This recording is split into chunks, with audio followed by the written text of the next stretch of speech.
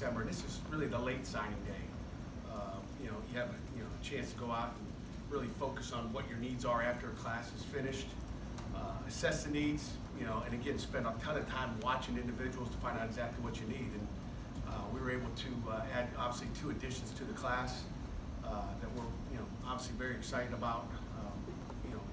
Again, one was a true need. One we were maybe thinking we had a need here in another year. We tried to work it a little bit different than it ended up coming out in the end, and I'll kind of explain that. But the 2 today we're excited about. Total of 20 in this class.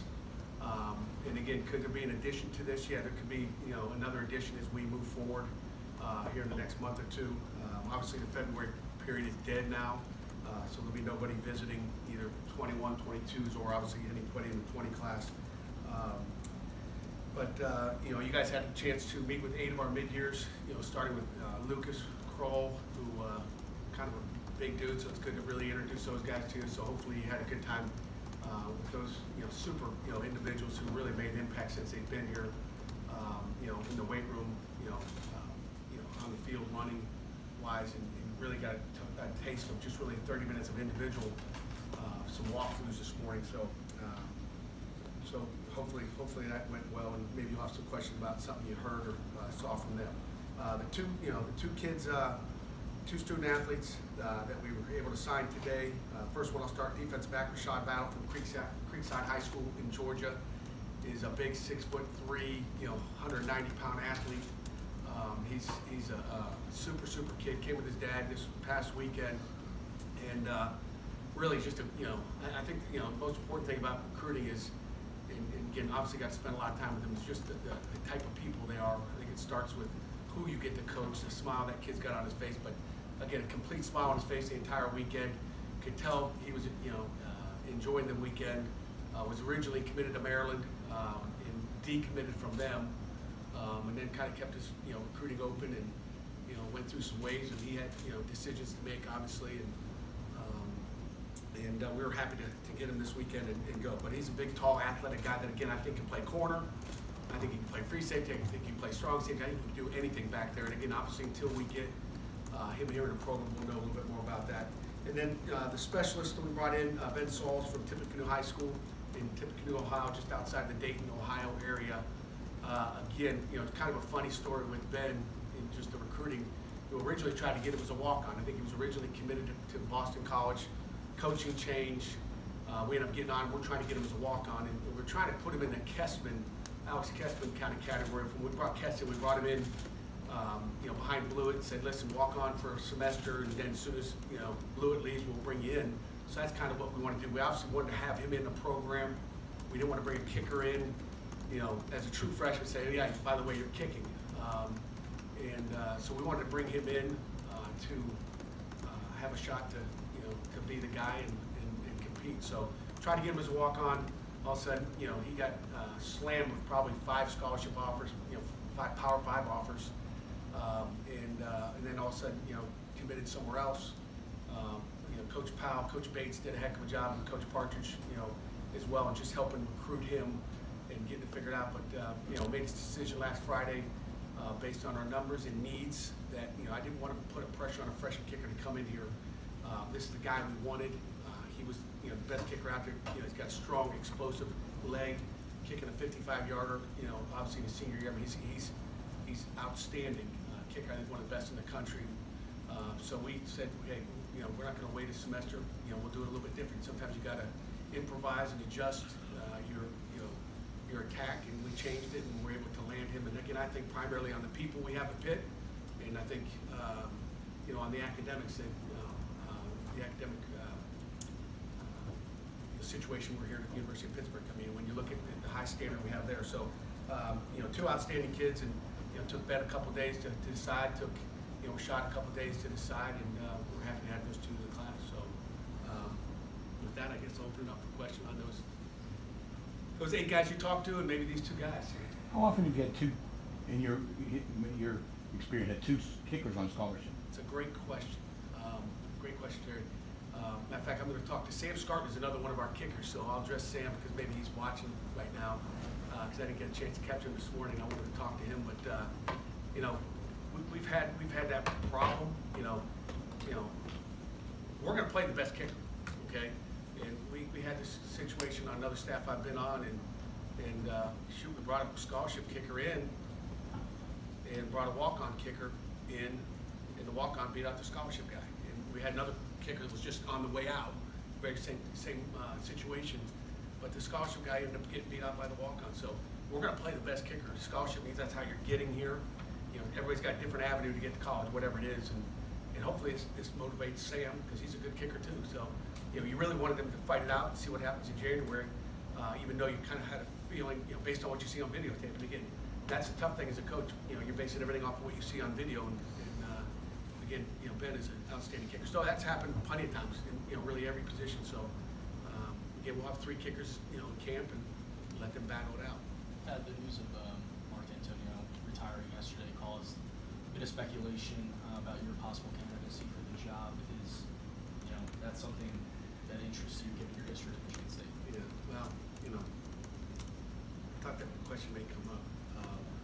You know, rumors are rumors and speculation, and you know, I can't tell you what's going on the outside world. I don't know what's happening up there. Obviously, it's fresh. And I guess the first thing is just to address Mark Antonio and my relationship with Coach. That, you know, that's my head coach. You know, he always will be. And you know, I just want to thank him for everything he's done for me in my career, and congratulate him on his exit from Michigan State. But he's a great football coach. You know, the all-time winningest coach in Michigan State history. You know, there's just so many things to look back on, all the memories that we had together. So. But again, that's it's a fresh thing. I mean, that happened less than 24 hours ago, probably. So, you know, and my text to him last night was, you know, well, you shocked the world today, you know, because that, you know, it became as a total shock to me that happened, and I think to the entire staff and team, because you know, I think there was only one guy who knew anything going into that team meeting yesterday they had. So, you know, it's fresh, and then then there's decisions to make in the whole situation. And I kind of, you know, we talk about it all the time with our kids. You know, I think we're going on 1,000 days since anything was ever in the newspaper. You know, that popped up just with our kids in a bad light. Okay, we've got a well-disciplined football team that does things right, and it's all about the decisions you make on campus, in class, over in this building. So I'm proud of the discipline our football team has, you know, off the field. You know, we could always get better on the field, but you know. But they have decisions to make. You know, our recruits, you know, those 2 guys yesterday, I mean, they have decisions to make. I get a text yesterday around 4:30, or I don't even know what time it was. Hey, Coach, you have a second to talk from Ben. And I'm like, oh, shoot, you know. So I call him, and then as I call him, I put, you know, I'm listening, it's ringing, and then as I got on the phone, I said, Ben, I'm on FaceTime. You know, even as old as I am, Jerry, you know, you push this little FaceTime thing, you hit that little thing, and then all of a sudden it goes from talking to him to FaceTime. And so I FaceTime because I wanted him to look me in the eyes and know, you know, hey, you know, I want you to see me. I don't want to just hear you, because I think you can be looking like this. I want him to see, you know, who I was, and you know, again, just talk to him about what the situation. When he asked me flat blank what you're asking, John, like, hey, what's going on? And obviously, you know, he signed today, and again, had the same conversation with Rashad. You know, just letting him know what's going on. So I mean, recruits got decisions to make. You know, our players got decisions to make.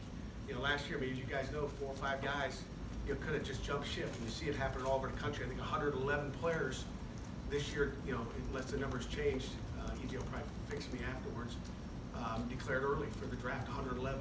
And a year ago, half of 103, I believe, was the stat, you know, declared early were undrafted. So our kids made good decisions there. You know, we try to do a good job of teaching them, but, you know, those guys had decisions to make, and you know, just like coaches do. But so I think it's, you know, important that, you know, everybody's got our coaches. I mean, we got coaches. I mean, we got NFL teams calling for our coaches. I think when you got great players and you got great people, things and decisions have to be made. But, you know, we got operations guys that people are calling up saying, you know, come for an interview. It's like, golly. So I'm continually here to protect our program. You know, and again, this program is going like this, okay? You can count wins and losses. I think the people that sit in this room and come to this office every day know what we have here. I mean, we've got the best AD in the country in Heather Like. Our chancellor, you know, is incredible in Pat Gallagher. You know, obviously had, you know, discussions with them because, you know, they could call me, you guys couldn't call me last night, so we had discussions last night, and, you know, we'll go through, you know, several, you know, different discussions here in the coming days, but, it's my ultimate goal to be here at Pitt. I mean, that's what I want to be here at Pitt. You know, I came here to get a job done, and, you know, we're going to continue to move forward, and again, we couldn't be in a better situation here at the University of Pittsburgh. I mean, we really could. I mean, I'm blessed to be the head coach here, and count my blessings every day, and that's kind of the way it is. So Pat, I hope I answered that question. I hope Jerry doesn't have, you know, any other questions. Jerry, do you have a question? I do, but let Kevin go first. You said it was your goal to be here at Pitt. Do you anticipate you'll have decisions to make, or would you like to kind of squash those rumors from the get-go? I thought I just did, if I did it in a bad way. You know, I'm here, the rumors, you know, squash them, whatever you want to call it. You know, that's why I said I got decisions to make too, and I'm here at Pitt.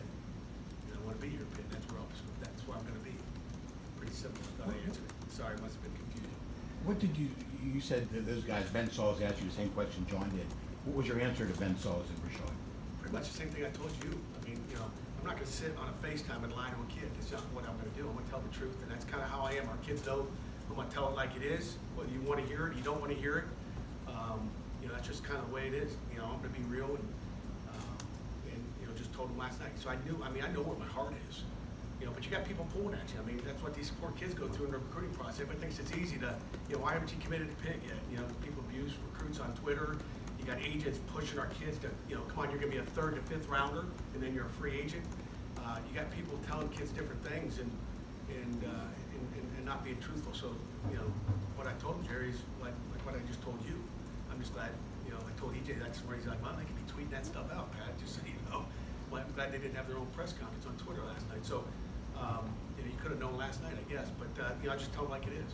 Pat, is that flattering that your name keeps coming up? You know, flattering, I don't know. I mean, kind of a pain in the tail, I can tell you that.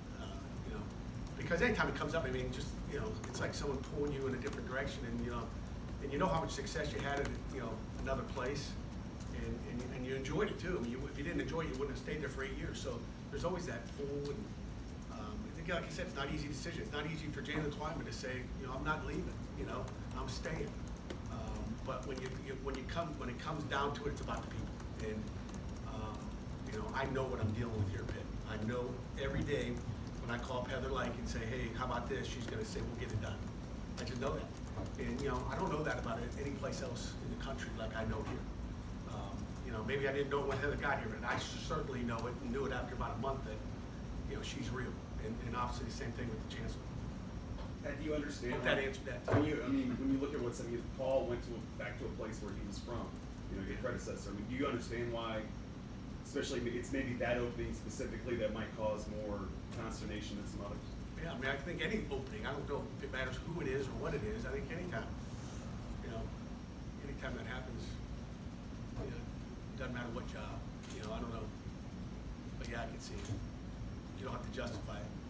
Doesn't matter to me. I guess Michigan State would be breaking any NCAA regulation if they called you. Has anyone contacted you? Next question. Pat, where do I'm not you? gonna get into it. Well, I mean, you've been a head coach here. Put it this way, my phone's blowing up last night. You've been here head coach for a few years. You still have a lot of coaching ahead of you. What do you see as long-term goals for your coaching career? Do you want to coach in the NFL? What do you want to do with yourself?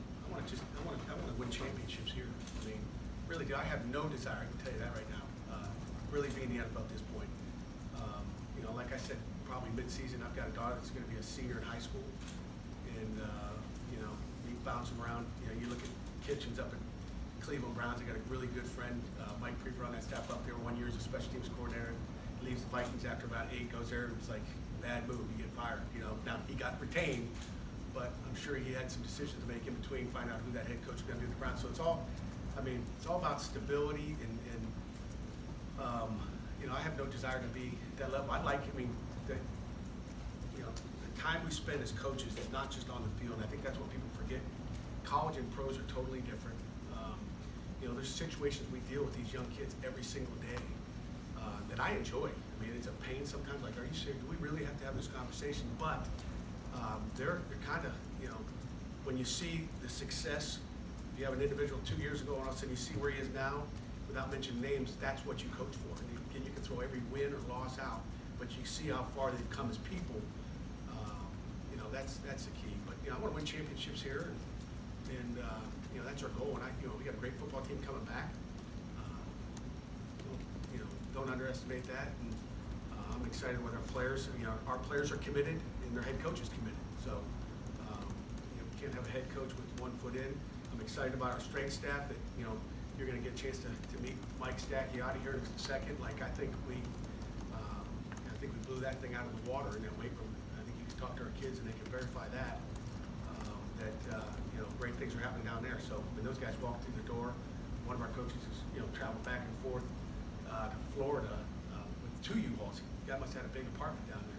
I'd have got a bigger U-Haul, but he came back with he doubled up, and so there's a commitment down there, and great things happen.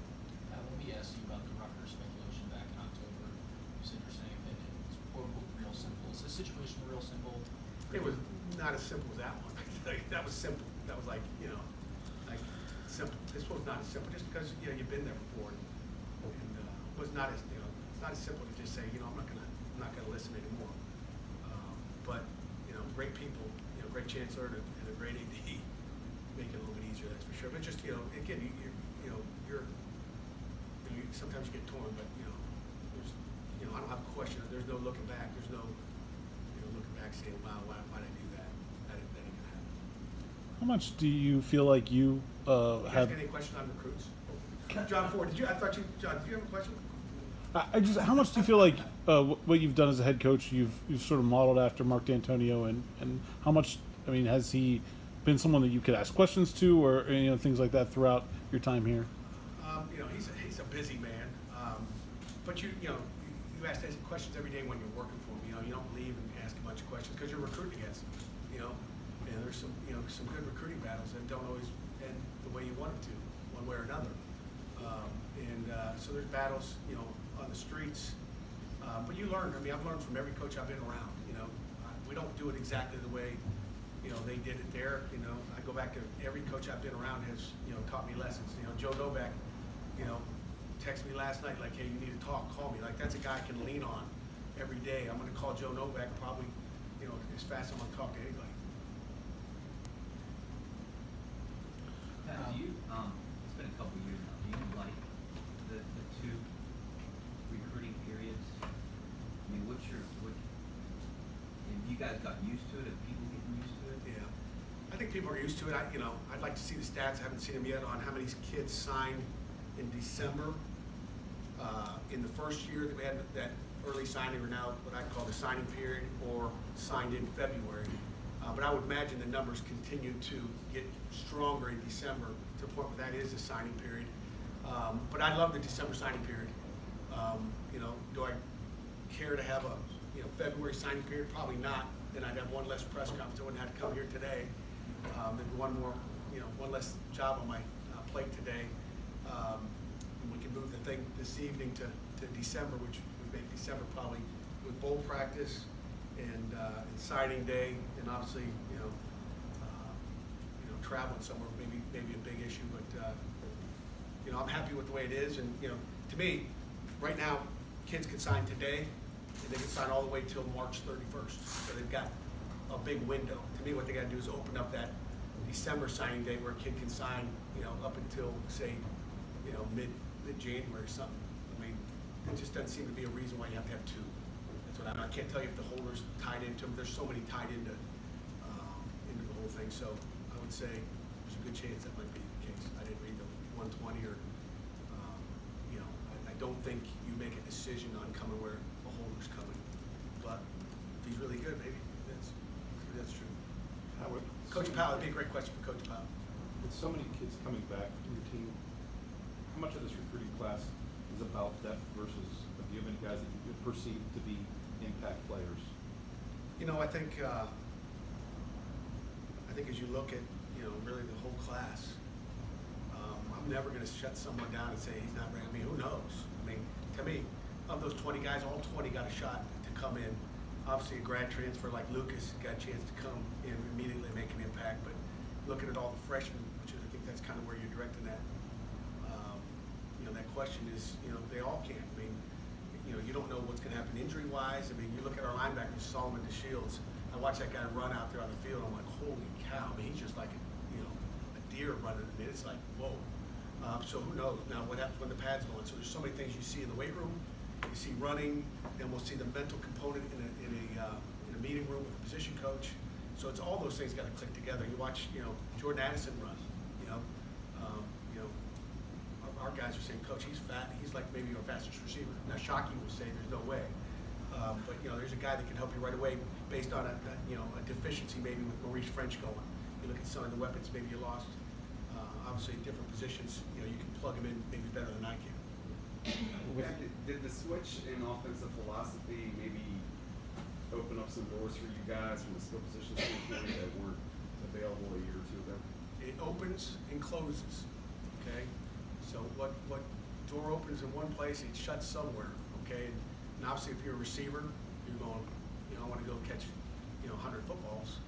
But if you're a running back, you're going, I want to go somewhere and maybe run a little bit more. So obviously, we want to be more balanced. I want student athletes in high school licking their chops to come play running back and receiver and quarterback and O-line. I want to block. I want to pass set and do all those things on offense. So you like to be balanced and not be one-sided, I guess. With Lucas, a guy who's going to go play his final year of college eligibility, you guys didn't get a ton of production out of tight ends last year. So what's kind of the sales pitch to him, when you try and convince him to come here? Well, you put the tape on, watch what our tight ends are doing, whether they made a play or didn't make a play. I will say we did have a heck of a lot more production out of our tight ends this year than we had a year ago. So when you look at the comparison, it was really steep. But you look at what we'd like to do, and again, sometimes you're going to build your offense around your playmakers. Who's making the plays, and so Lucas comes out in spring ball and says, "Hey, I need the ball. I need 50 catches." We're going to get it to him if he shows that he deserves it. And from everything you see on tape, that's great. Let's see it. Let's see you run block. Let's see you catch it. Let's see you run after the catch. So again, the production of tight end has been better, and again, you sell what we're doing, and then when you watch the tape, and whether it's a wrong route, wrong read by a tight end or receiver, you're coaching out, you're showing them, hey, this is where you're supposed to be. You see how to be open. Oh, coach, I'll get that. So kids see, whether you had the ball thrown to you or the ball was supposed to go to you, it didn't go. Why did it not go there? So there's all kinds of reasons why a tight end may get the ball or not. And the same thing for a receiver. Same thing for a running back. We hand the ball to you and you run in and fall down, in the back of an offensive lineman. Pretty easy to see that. With 20 new players, where do you stand with the 85? I don't know, Jerry. I'm bad with math. I have no idea. I'm kind of a bad math guy. So, like I said, I think we can go, one or two. There's always going to be, attrition somewhere. You're playing on it. The Sal will tell you we got 10. Bad math, we just kind of go as we go. And those are all discussions, I don't know if we've talked about it. Maybe we did talk it in the Ice House the other day about Bryson Garner making the decision with Aaron Coleman. Those are both graduates that weren't playing for us that needed to go play somewhere and get a chance to get their feet on the field. Those are success stories to me. We got them to graduate. They hung in here long enough to get that degree, and then we move on. And are there more of those? I don't know. A lot of times after spring ball, you find out there's some more. I certainly don't want to be short going into the season with 80 scholarships. So you have the numbers very, very fluctuating there. You didn't have very many unexpected departures yet. I think 3 transfers. Nobody left early for the NFL. And you bring in 8 guys, I think, mid-year. How much does that improve the setting you're able to provide for spring practice from a number standpoint? Helps out a bunch. I mean, if we didn't have those 8, you lose a bunch. I mean, spring ball sometimes gets light. That's why we try to get some of it done in bowl practice, where you're getting a lot of work done with those young guys there, because you at least have someone to practice against. Then when all your seniors leave, it's like, what's left? Those kids are working on scout team, and then but spring ball is an opportunity. We'll go 1s and 2s, and we'll have some deep 2s. There'll be a lot of people rotating in the 2s to get reps, so it really helps us a ton as far as just being able to replace some guys. I mean, again, with Aiden Henningham and